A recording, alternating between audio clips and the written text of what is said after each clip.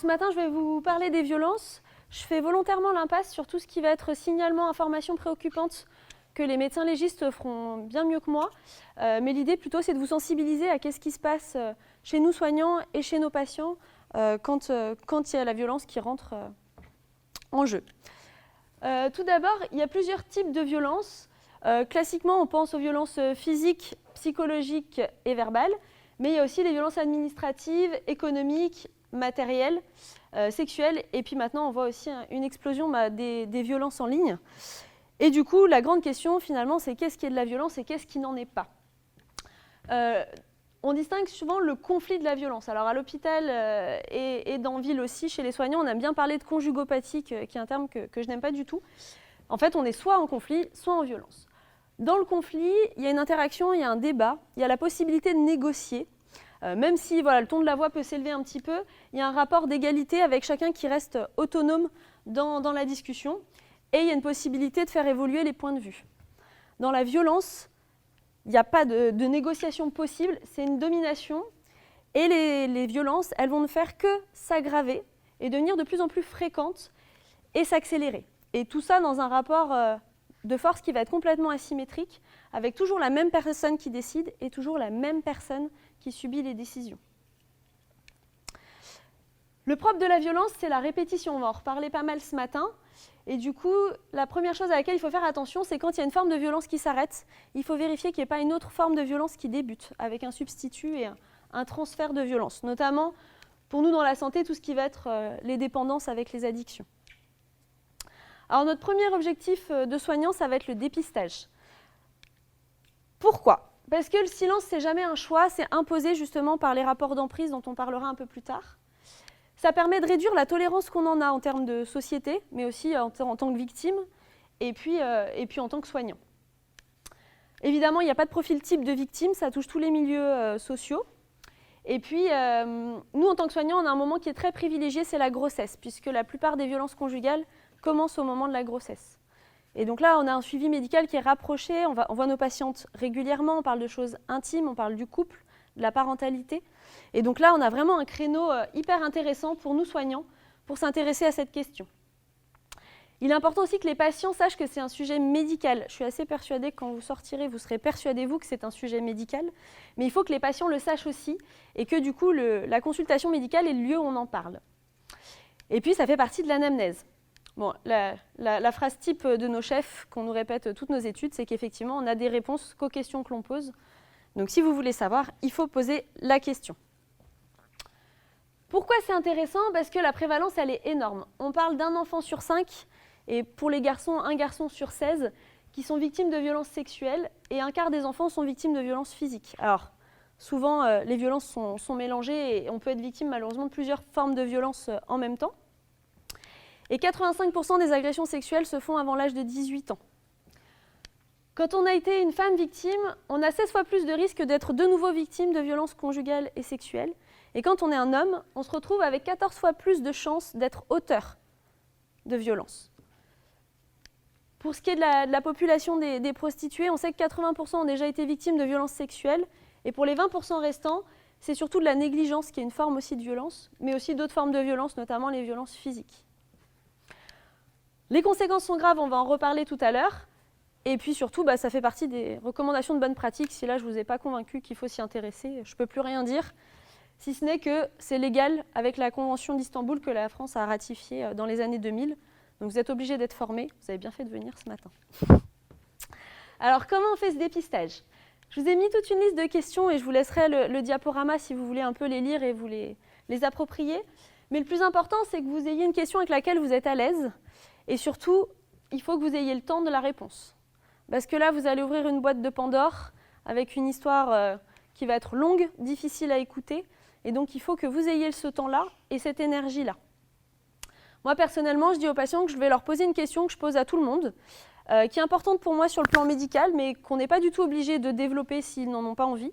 Et que la question, c'est est-ce qu'ils ont déjà été victimes de violences, qu'elles soient physiques, psychologiques ou sexuelles ? Et là, c'est facile, il y a 3 types de réponses, oui, non, et qu'est-ce que vous entendez par violence ? Enfin, peut-être, je ne sais pas trop, et tout ça, c'est du oui, une fois qu'on est allé au bout du dialogue.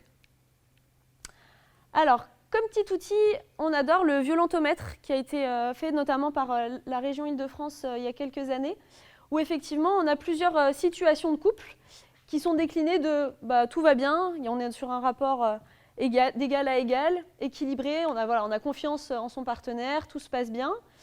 Après, il y a de la jalousie, un peu de possession, et on commence à se dire que faut être vigilant.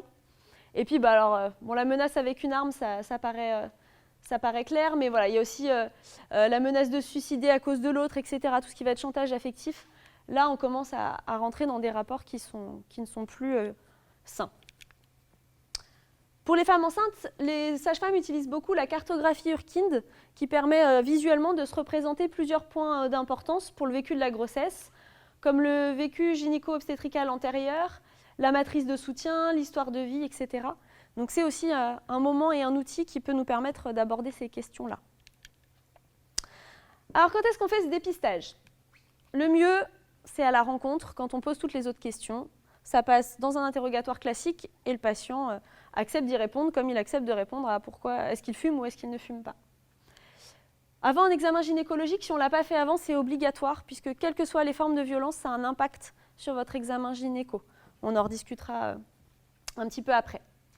Évidemment, s'il y a un contexte particulier et avec des points d'appel qui peuvent vous évoquer des violences. Et enfin, quand vous sentez que c'est le bon moment et que vous êtes prêt. Parce qu'effectivement, on en reparlera, c'est quand même une charge qu'on prend, nous, soignants, en abordant ces questions-là, et il faut que ce soit OK pour vous à ce moment-là. Et puis important, il faut tracer la réponse dans le dossier, c'est un élément médical qui va vous donner en fait une autre lecture sur votre patient, et il est important que ce soit inscrit quelque part. Alors dans le courrier de sortie, on n'est peut-être pas obligé de mettre tous les détails de la vie sexuelle de nos patientes et de nos patients, mais par contre que vous, dans le dossier, pendant la prise en charge, pendant l'hospitalisation, on en ait conscience. Donc le dépistage, c'est uniquement si c'est le bon moment, si on est formé, mais vous le serez d'ici quelques minutes, et puis surtout si on n'est pas seul. Et ça, c'est le gros avantage de l'hôpital, c'est que le débriefing en équipe, vous pouvez le faire très facilement. Alors, quels sont les points d'appel des violences? Je vais être assez rapide sur cette partie-là, puisque vous allez voir qu'en fait, c'est tous vos patients. Il va y avoir tout ce qui est relationnel. Ceux qui vont être ambivalents, ceux qui vont être très pudiques ou alors pas pudiques du tout, ceux qui refusent le contact visuel, ceux qui parlent beaucoup, ceux qui ne parlent pas, ceux qui sont agressifs, qui fuguent, qui ont des actes de délinquance. Les piercings, tatouages, mutilations, ça peut être un point d'appel aussi.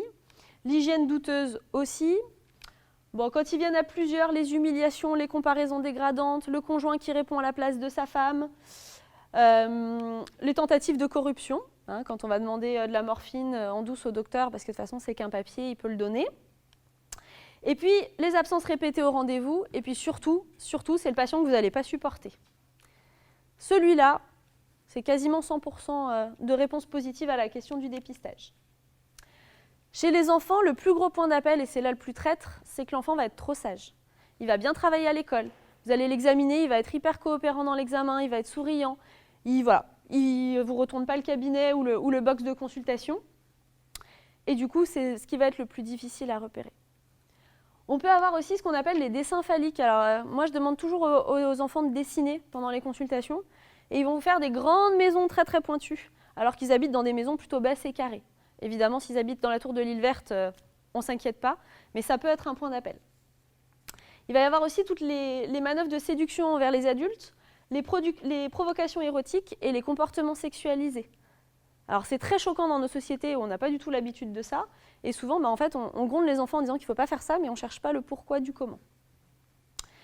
Au niveau de l'école, on pose toujours la question aussi, puisque s'ils deviennent moins bons à l'école, s'ils s'y intéressent plus, ou à l'inverse, ils s'y intéressent à fond avec une grosse pression scolaire, c'est aussi un point d'appel. Et moi, celui que j'adore, que je retrouve très souvent, c'est la parentification. C'est-à-dire que l'enfant, il joue plus son rôle d'enfant, et il devient en fait le parent. C'est lui qui va s'occuper de ses frères et sœurs. C'est lui qui va dire « Ah bah maman, attends, t'as oublié la carte vitale, t'as oublié les papiers. » C'est pas à lui d'y penser. Et effectivement, il vient substituer un petit peu ses parents. Et puis dans la relation avec les parents, effectivement, le parent qui dénigre les besoins de son enfant, c'est un point d'appel aussi. On a aussi tout ce qui est génito-urinaire et sphinctérien, donc avec les troubles urinaires, les troubles des sphincters, le vaginisme, les IVG à répétition, puisque entre se faire violer tous les jours, si on a une contraception, ou un jour sur deux, puisqu'il y a le risque de grossesse et que ça calme un peu monsieur, bah, faire une IVG, même si c'est 20 fois dans la vie, c'est bien plus supportable que des agressions sexuelles quotidiennes. Et ça, on n'est pas formé à ça. Et nous, on les voit, on se dit non, mais c'est pas possible. Ça fait 15 fois qu'on les voit pour des IVG, ça fait 15 fois qu'on met une contraception, c'est quand même pas compliqué, voilà. Alors qu'en fait, le problème, c'est pas une histoire de contraception, c'est une histoire de se protéger et de se mettre en sécurité. Tout ce qui va être grossesse extra-utérine, fausse couche à répétition, les IST et surtout le cancer du col de l'utérus.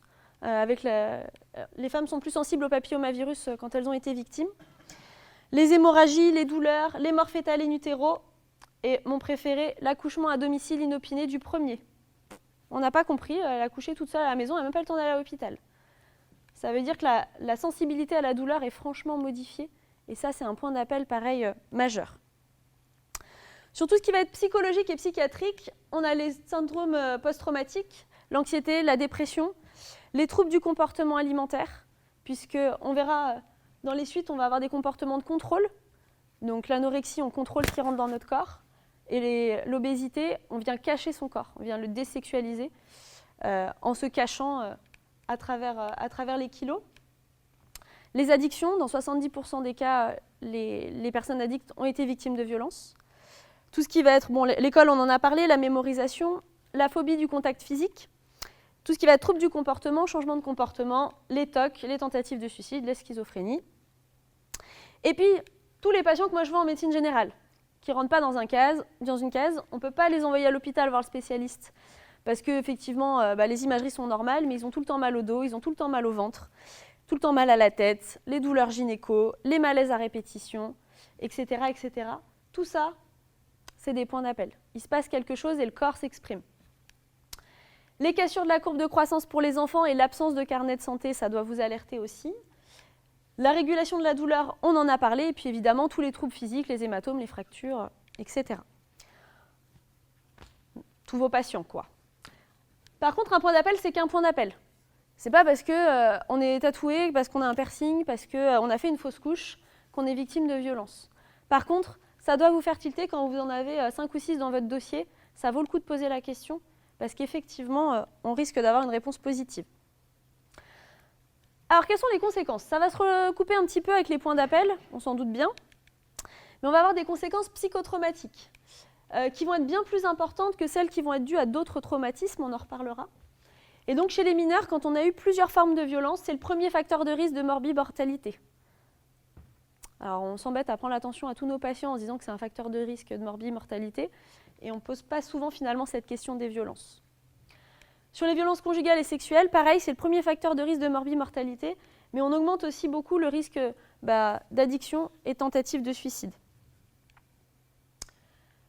On voit aussi une perte du volume de l'hippocampe et du cortex préfrontal, qui sont les zones en fait, du cerveau qui réagissent au moment des violences, on en reparlera. Et puis après, il y a tout ce qui est troubles anxieux, troubles de l'estime de soi, les addictions encore, la dépersonnalisation et puis les troubles de personnalité. Bon, les conséquences physiques, évidemment, tout ce qui va être traumatique, les symptômes peu spécifiques. Et c'est là où c'est intéressant, c'est les infections urinaires. Chez les femmes, on a tout le temps des femmes qui ont plein d'infections urinaires. Alors, ça ne veut pas dire qu'elles ont toutes été victimes, mais finalement, ça, on n'y pense jamais parce que pour nous, c'est normal et c'est commun. Donc ça doit redevenir un point d'appel et une conséquence. Les vomissements incoercibles, surtout chez les enfants, l'anémie, et puis tout ce qui va être notre diabète, notre hypertension, nos maladies auto-immunes, et on augmente les risques de cancer. Donc en fait, être victime de violence, ça fait quand même un sacré CV médical. Au niveau de gynécologique, donc il y a tout ce qui est troubles gynéco, on en a parlé avant, les fausses couches, les accouchements prématurés, les hématomes rétroplacentaires, les retards de croissance, les morts fétales in utero. Et tout ça, ça a été en fait compilé dans une étude, l'étude Felitti, qui montre notamment que, par exemple, être victime de violence, ça augmente de presque 12 fois le risque de tentative de suicide, 10 fois le risque de toxicomanie parentérale, mais je ne sais plus où il est, de 2 fois de cancer. Donc c'est un facteur de risque qui est majeur. On pose tous la question à nos patients s'ils fument, on ne leur pose jamais la question de s'ils ont été victimes de violence. Et donc, on se prive de pas mal d'infos. Les conséquences sociales, évidemment, c'est sur le milieu scolaire, familial, relationnel, professionnel, sexuel, et puis judiciaire, évidemment, quand nos amis du droit sont impliqués dans les histoires. Et ça a un impact finalement, notamment chez les enfants, sur le développement, sur les apprentissages, sur la capacité à se prendre en charge, sur l'image de soi, le caractère, l'humeur, la vie sociale, la sexualité, le fonctionnement au quotidien, et puis surtout, nous, ce qui nous intéresse, c'est la santé. Alors moi, il y a un outil que j'aime beaucoup, c'est le score ACE que vous pouvez utiliser avec vos patients. Vous leur posez la question des violences, ils vont vous dérouler un petit peu ce qui s'est passé, et vous allez cocher, est-ce qu'il a été victime de violence quand il était mineur, quand il était majeur, quel type de violence, etc. Et ça va vous calculer son sur-risque spécifique à lui. Et moi, j'adore cet outil. À mon patient, vous voyez, vous aviez quand même 15 fois plus de chances qu'une personne lambda dans la rue de faire une hépatite, et vous ne l'avez pas. Vous avez réussi à mobiliser les ressources pour déjouer les statistiques. Et là, avec la prise en charge qu'on va faire, on va essayer de réduire encore plus ces risques. Donc c'est un bon outil pour motiver nos patients. Puis bon, vu que dans ce monde, tout marche à l'argent, on a aussi calculé le coût financier de ces violences. Et notamment pour la santé, on est à 290 millions d'euros. Donc on peut s'en payer pas mal des infirmières avec ce budget-là à l'année. Donc l'idée, c'est vraiment de vous sensibiliser à ça pour que ça soit pris en charge, qu'on fasse des économies, qu'on redresse l'hôpital public. Alors comment on accompagne tout ça? Parce que c'est finalement énorme ce qui se passe. Et bien déjà, il faut comprendre ce que c'est que l'emprise. L'emprise, c'est un mécanisme relationnel qui n'est pas sain et qui commence par la séduction. Puis petit à petit, la victime va être isolée, humiliée et même traitée en objet. Elle va être mise sous terreur et puis l'auteur va établir son impunité et avoir des alliés, y compris quand ils sont absents. Une fois qu'il a isolé la victime, c'est facile de dire même tes parents, ils ne s'occupent pas de toi. Alors que les parents, ils ont été mis à distance, ils font peut-être ce qu'ils peuvent, mais du coup, les alliés, même absents, même des absents peuvent être alliés plutôt. Évidemment, on inverse la culpabilité. C'est de ta faute si je t'ai tapé, c'est de ta faute si j'ai fait ça. Et puis, il y a cette notion de secret qui est centrale. Et du coup, ça se déroule comme ça, l'emprise. Il y a une lune de miel où tout est parfait, tout est beau, c'est super. Et puis après, on marche un peu sur les œufs, il y a un petit peu de tension qui s'installe, jusqu'à ce qu'il y ait la grosse crise. Et là, la crise, il y a une violence physique, sexuelle, psychologique, physique, qui s'installe. Et puis après, on justifie. « Ah, je suis désolée, je me suis énervée, mais c'est ta faute aussi, t'avais pas fait ça, etc., etc. » Et puis, ça redevient merveilleux. Et plus qu'un cercle, ça devient vraiment une spirale, puisque ça va s'accélérer et s'aggraver à chaque tour. Et alors, qu'est-ce qui se passe dans la tête de nos victimes, puisque c'est ça qui nous intéresse aujourd'hui? On a essayé de coter le psychotrauma. Et donc, quand on se prend un tsunami, littéralement, le psychotrauma, il est coté à 3 sur 10. Quand c'est des violences physiques par quelqu'un qui a autorité, un parent, un patron, un conjoint, on est à 6 sur 10. Et quand c'est des violences sexuelles, on passe à 9 sur 10. Et quand vous dites à vos patients, vous êtes pris 3 tsunamis dans la tête, ils comprennent mieux pourquoi ils ont mal au dos. Et finalement, s'en sortir avec un mal de dos, c'est pas si mal. Alors, si on rentre un petit peu dans le détail de qu'est-ce qui se passe au niveau du cerveau à ce moment-là, on a 2 zones qui nous intéressent. L'amygdale, qui s'occupe des émotions et de la survie, et puis l'hippocampe. Et moi, j'explique à mes patients, je leur dis, quand vous étiez petit, on vous a montré du chocolat, l'amygdale a trouvé ça bon, elle a sécrété de la joie, et elle a dit à l'hippocampe, souviens-toi-en, et aujourd'hui, je vous offre un calendrier de l'Avent le 1er décembre, et vous êtes ravis, alors que vous n'y avez même pas goûté. Il y a un autre moment où vous avez mangé du sable, et ça s'est mal passé, et je suis à peu près sûre que vous n'avez plus jamais réessayé, parce que pareil, l'hippocampe a mémorisé que le sable n'était pas bon. Et ça, c'est le fonctionnement classique. Mais quand on se fait agresser, le cerveau, il ne fonctionne plus en mode classique. Il fonctionne en mode survie. Et donc, la première chose qui se passe, c'est notre petit lapin dans les phares de la voiture, c'est la sidération. Il y a une peur qui est tellement intense qu'il y a un aspect catatonique. On ne peut plus bouger, on ne peut plus parler. Et c'est ce que les victimes disent. Je n'ai pas été capable de bouger avec une dévalorisation. Je ne comprends pas pourquoi je n'ai pas pu dire non, pourquoi je n'ai pas pu bouger. Il y a une sensation d'arrêt du temps, avec évidemment la blessure psychologique traumatique. En fait, c'est un mécanisme de défense archaïque qui se rapproche du camouflage. Parce qu'à ce moment-là, il y a une telle décharge d'hormones de stress dans le cerveau que le moindre mouvement, la moindre parole, on risque l'arrêt cardiaque ou l'AVC. Alors bien sûr, il n'est pas très malin ce lapin de s'arrêter dans les phares de la voiture alors qu'il pourrait traverser, mais s'il bouge, il meurt. Donc finalement, espérer que la voiture s'arrête, c'est peut-être la meilleure stratégie. Et c'est comme ça qu'il faut l'expliquer aux patients. Ce qui peut se passer dans les suites, c'est que le cerveau il va même disjoncter pour protéger les organes vitaux, si cette situation dure. Et donc là, on va vers un mécanisme de sauvegarde exceptionnel avec une modification de la perception de la réalité. C'est-à-dire que vos patients, ils vont voir la scène comme ça. Ils vont dire « Ah ouais, non, mais je peux vous dire précisément ce qu'il y avait dans quel coin, de quelle couleur était telle chose, etc. » Le souvenir du lieu de l'agression est très très précis. Mais par contre, ils ont l'impression souvent de le voir de haut.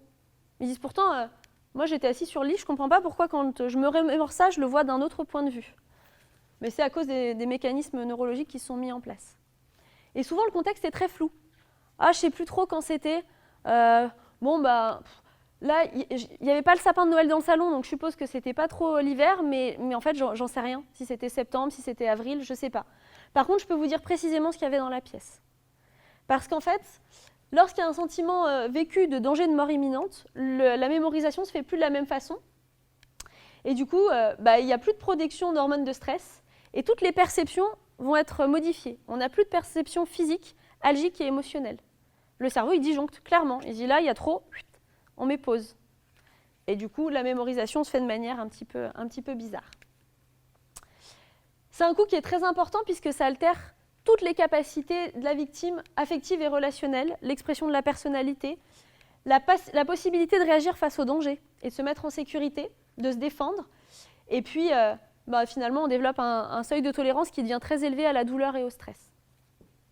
Et ça peut être carrément à l'origine de l'amnésie traumatique, je vous en parle juste après. Et donc, c'est important d'identifier ça et de savoir que ça existe. Vos patients, ils peuvent rester dissociés pendant des années, des dizaines d'années.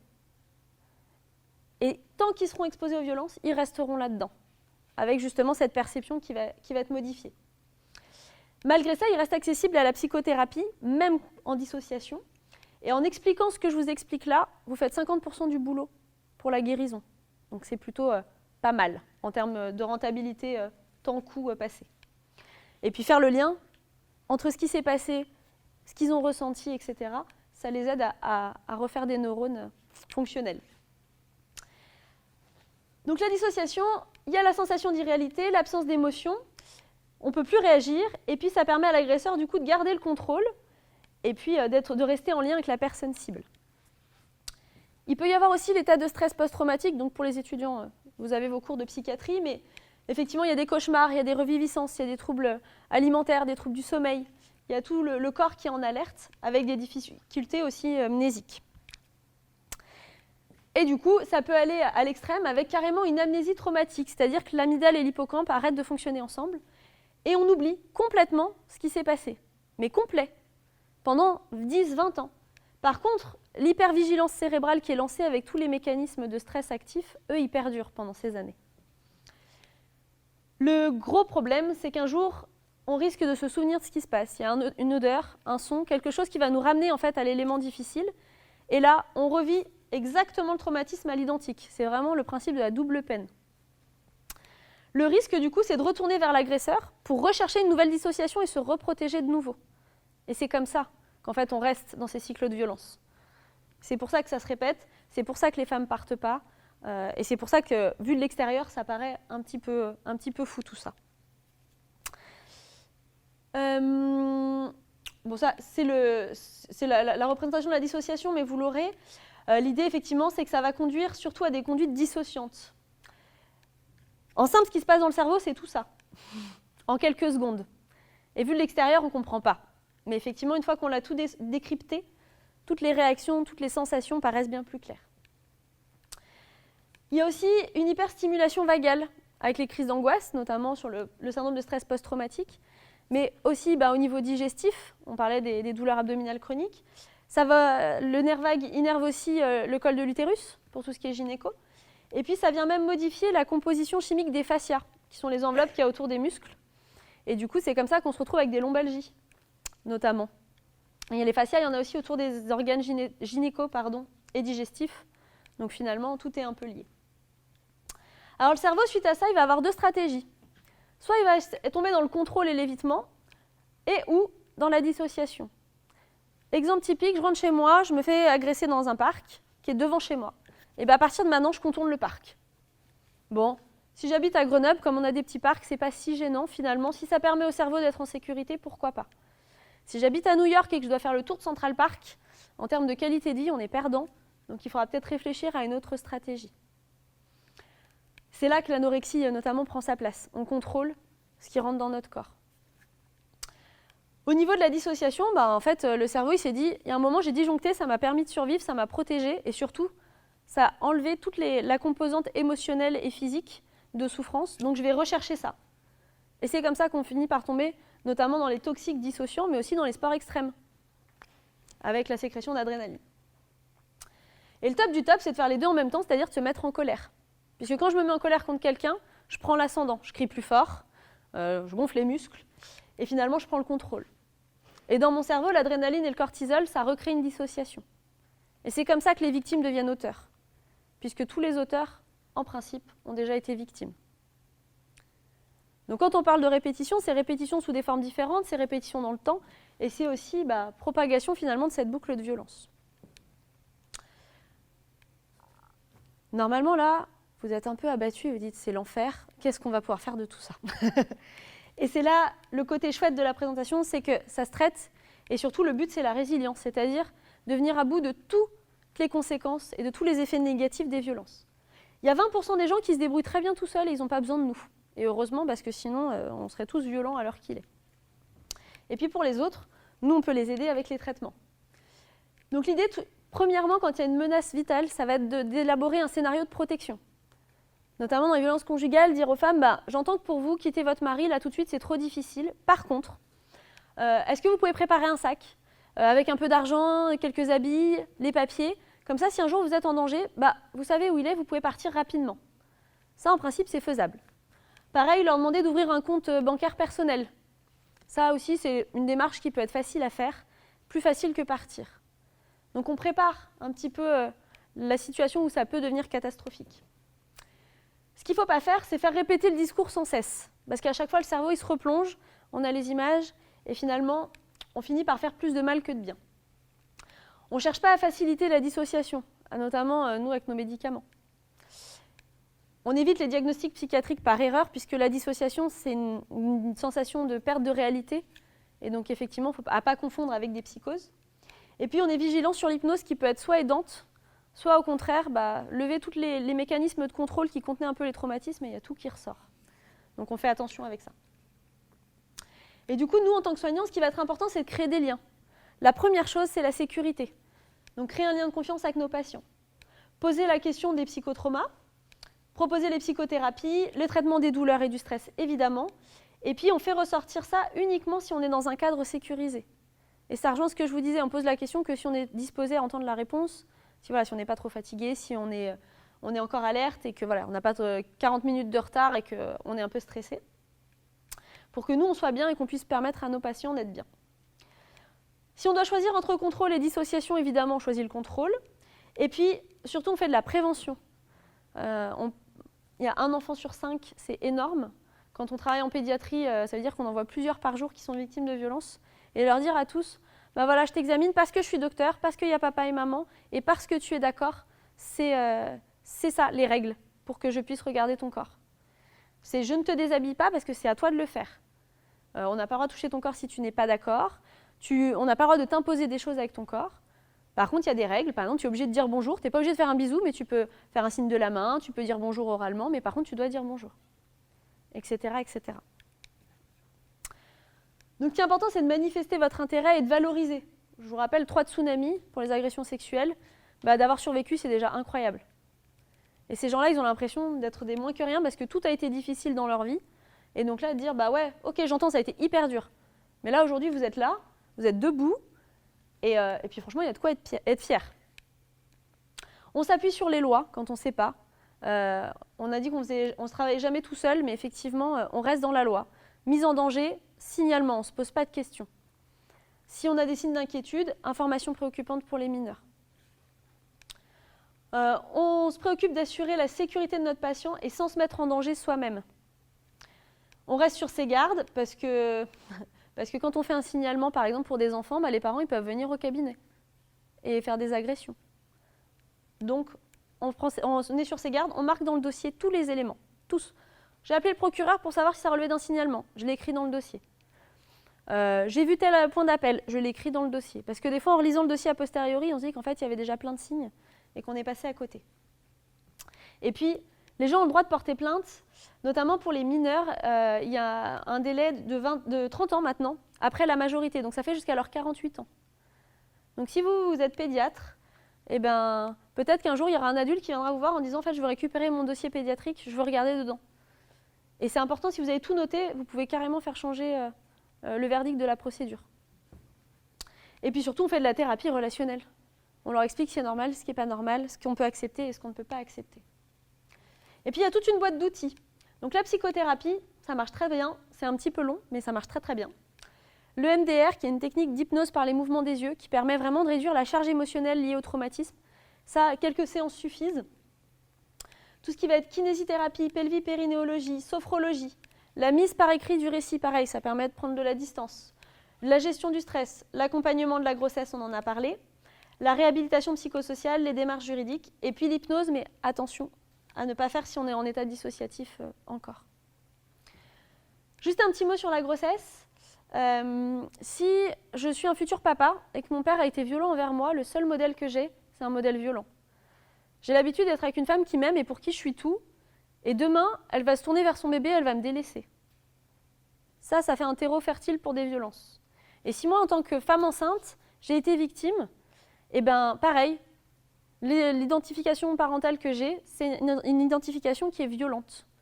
Et en plus de ça, mon cerveau il va se remodifier pendant la grossesse pour se préparer à créer des liens avec mon bébé. Et du coup, tout ce que je contenais avant peut ressortir. Donc je vais avoir tendance à me replacer en victime avec un conjoint qui va avoir une identification d'auteur. C'est pour ça que la grossesse, c'est un moment hyper important. C'est important de poser la question des violences parce que ça va ressortir pendant la grossesse, c'est quasi certain, même si elle ne vous en parle pas. Et c'est un moment à risque. Et du coup, le but, notre objectif, c'est d'atteindre la résilience, c'est-à-dire la capacité à supporter psychiquement les épreuves de la vie. C'est la capacité de rebondir, de reprendre un nouveau départ. La neuroplasticité et la neurogenèse, elles sont possibles si vous faites une bonne prise en charge. Le surrisque de cancer, les modifications génétiques de régulation du stress qui sont faites suite au trauma, elles sont réversibles. Et ça a été testé par Muriel Salmona jusqu'à 80 ans. Donc c'est jamais trop tard. On a énormément de chance parce que si on fait une prise en charge correcte, tout est complètement annulable. Les surrisques de cancer, les maladies auto-immunes, enfin, c'est quand même plus chouette que prendre l'attention à tous nos patients. Alors on le fait déjà, l'attention. Mais effectivement, là, rien qu'avec du travail de parole et des soins qui finalement sont très peu chers par rapport à une chimiothérapie, on peut carrément inverser le cours des choses. Et c'est surtout ça qui est important. Les modifications génétiques de la régulation du stress suite au trauma, elles se transmettent en intergénérationnel et on les retrouve jusqu'à 2 générations après. Donc en faisant ça, vous avez votre patient et puis éventuellement ses enfants et ses petits-enfants. Le premier recours des victimes de violences, c'est les médecins généralistes et les psychiatres. Mais je pense parce que nous, médecins généralistes, on a une proximité, on les suit dans la durée. Et les psychiatres, parce qu'effectivement, avec toutes les conséquences psychotraumatiques, ils sont en première ligne. J'aimerais bien qu'à terme, ce soit les médecins tout court, puisqu'on sera tous formés à poser la question. Il y a un centre spécialisé à Lyon qui fait des prises en charge médicales, juridiques, socio-économiques et psychologiques, si on a besoin de recours. Et puis, comme on fait ça jamais seul, il y a toujours tout un réseau de professionnels autour, les associations, les avocats, les juristes, la police, le procureur, le SAMU, etc. etc. Donc, il faut mobiliser ce réseau. À Grenoble, il y a l'association Univerel qui est au CHUGA et qui s'occupe d'accompagner les femmes, mais aussi les soignants. Et ils font une réunion par mois où ils présentent des situations difficiles et justement on en discute en équipe avec que des gens qui sont spécialisés. Donc ils coordonnent les professionnels, ils vont ouvrir une maison des femmes au CHU et puis ils s'occupent aussi de former les professionnels. Donc si vous avez besoin, vous avez le site internet, n'hésitez pas parce elles sont fantastiques. Et si vous voulez vraiment vous former et aller au bout du bout, il y a le diplôme interuniversitaire qui est organisé entre la fac de médecine de Grenoble et celle de Paris-Descartes, qui reprend en détail un petit peu ce que je vous ai présenté brièvement aujourd'hui. Il y en a bien pour 2 semaines de formation, si on va au bout des choses. Mais si déjà vous repartez avec tout ça, c'est déjà pas mal. La grosse chose à laquelle il faut faire attention aussi, c'est les traumatismes vicariants. C'est-à-dire que si on fait de la prise en charge de violence tous les jours, je vous assure que vous sortez de votre journée de travail, vous êtes épuisé. Et du coup, l'idée aussi, c'est de nous se protéger en tant que soignants. Nos facteurs de risque, c'est si évidemment on a été victime nous-mêmes de violences, si on est fréquemment exposé à des situations de violence, avec peu de temps de récupération et puis surtout pas de temps de réflexion en équipe. C'est le vrai risque psychosocial spécifique au métier de la relation d'aide, et ça, on le voit un peu déjà tous les jours. La chose avec laquelle je veux que vous repartiez, c'est que c'est fréquent, c'est très grave et surtout c'est réversible. La première des choses, c'est la sécurité, pour éviter justement qu'on reste dans une répétition. On ne le fait jamais seul, que si on est formé, que si on est disponible. Le but, c'est la résilience et surtout, on prend soin de nous. J'espère que je ne vous ai pas trop fait mal au crâne parce que c'est très dense, mais je vous remercie.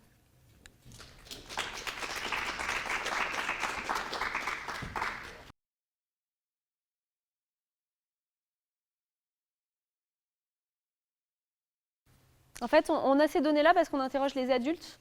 Et effectivement, il y en a beaucoup qui parlent, mais les enfants ne disent rien. Et moi, je le vois en consultation. Par exemple, j'ai une enfant qui m'a dessiné toute sa famille.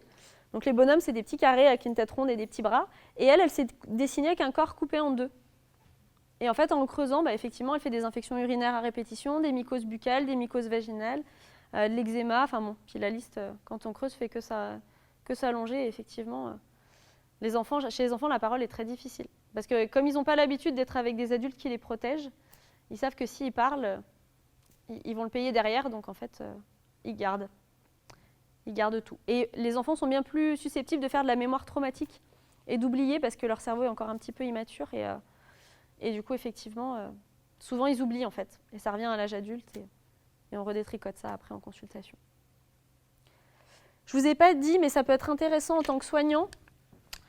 Sur le site Un maillon manquant, donc l'association qui fait le DU, vous avez une carte qui recense tous les professionnels qui ont été formés par ce DU. Donc si vous avez besoin d'orienter des patients, pareil, ça peut être une très bonne ressource.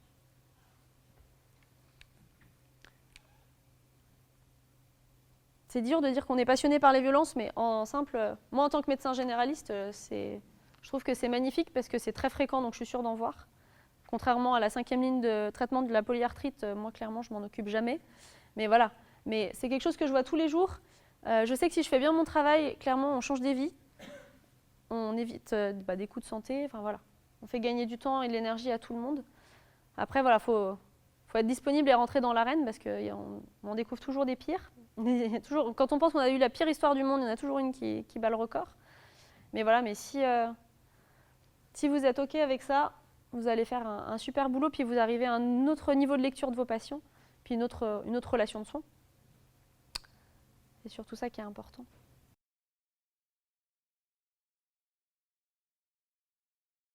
Alors, au niveau mental, neurologique, c'est exactement la même chose. Par contre, effectivement, du fait des injonctions sociétales et de l'éducation, c'est ce qui fait que la plupart des hommes victimes, j'exagère. La plupart des hommes victimes n'en parlent pas du tout. Ça, c'est une certitude, c'est encore hyper tabou. Là où ils acceptent d'en parler, surtout, c'est quand ils ont été victimes enfants.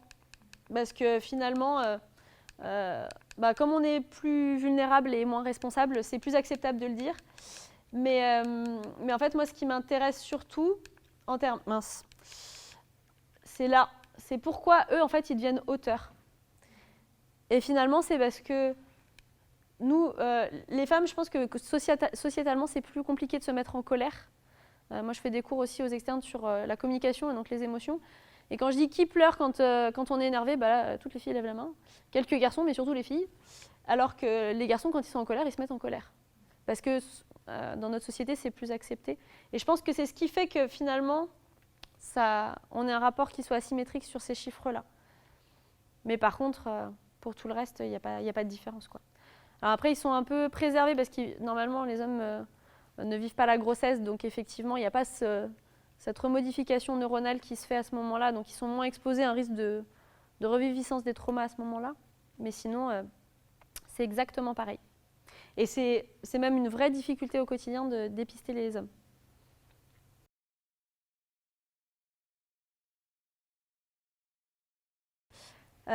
Moi, ils reviennent tous. En toute franchise, ils reviennent tous parce qu'ils sont trop contents d'avoir une brèche et un espace où en parler.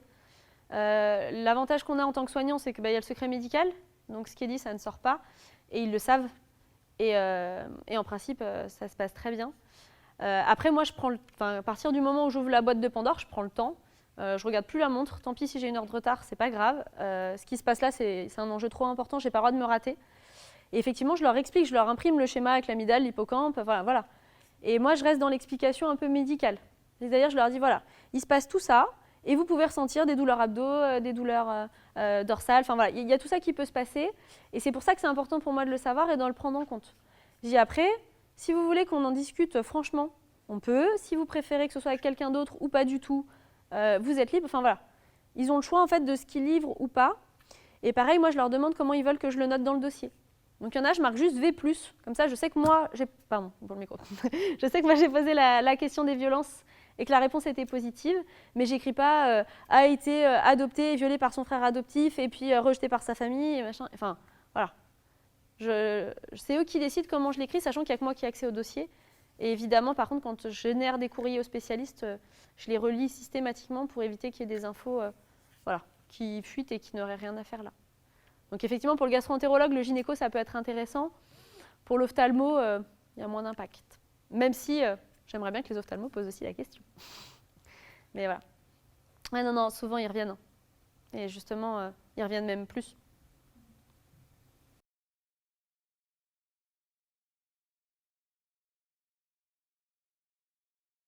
Moi, mon gros avantage, c'est que je suis généraliste, donc je les revois souvent, les gens. Donc, par exemple, le premier rendez-vous, je leur dis, je ne vous examine pas et je ne vous fais pas d'ordonnance. On se rencontre, quoi. On discute. Une fois il faut que j'ai le temps pour ça. Donc, effectivement, c'est un moment tranquille et je le sens soit, je n'ai pas de point d'appel et là, je pose la question hyper librement. Et puis, des fois, ça revient oui. Soit des fois, déjà avec le reste des antécédents, je suis alertée, je vois que la personne n'est pas très à l'aise et voilà, donc je diffère pour elle, pour qu'on ait un moment rien que pour ça et je leur dis, si ça vous va, j'aimerais qu'on se revoie parce que voilà, aujourd'hui on a déjà bien fait connaissance, j'ai d'autres questions à vous poser qui prennent un peu plus de temps, si on peut se revoir. Ou alors, moi quand je ne m'en sens pas capable, je les fais revenir. Moi je peux les revoir dans la semaine, donc en fait, voilà. Donc souvent, avec le temps, on développe un petit peu de nez ou des antennes comme on préfère, mais on le sent un peu. Mais voilà, des fois, il y a des surprises. Hein. Et moi, je sais que les patients, quand je voyais leur nom sur le planning, je me disais, oh purée, j'ai pas envie. À chaque fois, c'était eux. Il y en a une, moi je travaille en binôme avec un médecin qui est militaire, donc il est bien à l'heure. Moi, c'est plus ou moins 5-10 minutes. Et à chaque fois, il me disait, vous avez 7 minutes de retard. Donc déjà, ça commence, on est déjà un peu tendu.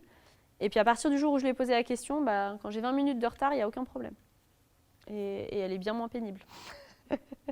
et voilà, et pareil, un monsieur qui est complètement dépressif, apathique, je n'arrivais pas du tout à créer le lien avec lui, un jour il a lâché les vannes et puis depuis je le vois régulièrement et ça se passe super bien, quoi. Donc ouais, typiquement les gens qui nous énervent souvent, c'est qu'il y a de ça.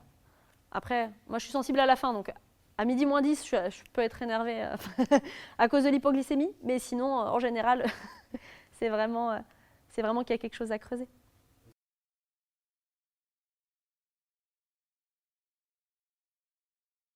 Moi, alors, on a eu des discussions avec les internes de médecine générale sur les urgences. Parce qu'effectivement, notamment les urgences, on voit les gens sur un délai très court. Tous les points d'appel, ils sont aux urgences, quoi, finalement. Et comment on gère ça? Et effectivement, des fois, ça peut juste être donner un dépliant, donner le site d'un maillon manquant pour qu'ils puissent trouver les professionnels. Des fois, c'est juste, donner une info, ça suffit, en fait. Ça permet de créer le déclic pour qu'ils se disent, ah ouais, en fait, si le médecin m'en a parlé, c'est que c'est important. Et du coup, je vais voir. Souvent, ils sont un peu curieux, donc je vais voir. Non, mais c'est vrai que je ne l'ai pas lu en détail parce que j'avais beaucoup de choses à dire, mais voilà, il y a se moque de toi en public. Dans une bande de potes, il y a toujours un moment où on s'est moqué de quelqu'un et en fait, c'est pas hyper correct, quoi. Rabaisser les opinions et les projets, ça peut arriver. Des fois, on est fatigué, notre conjoint dit « Ah, j'ai une super idée, je vais faire un super truc. » Et en fait, ça nous arrive à tous, quoi. Fouille les textos, les mails, les applis, personne n'ose le dire, mais je pense que 90% de la population l'a fait. Enfin, voilà. Il y a toute cette zone-là où on se dit, finalement, en fait, il faut se questionner surtout.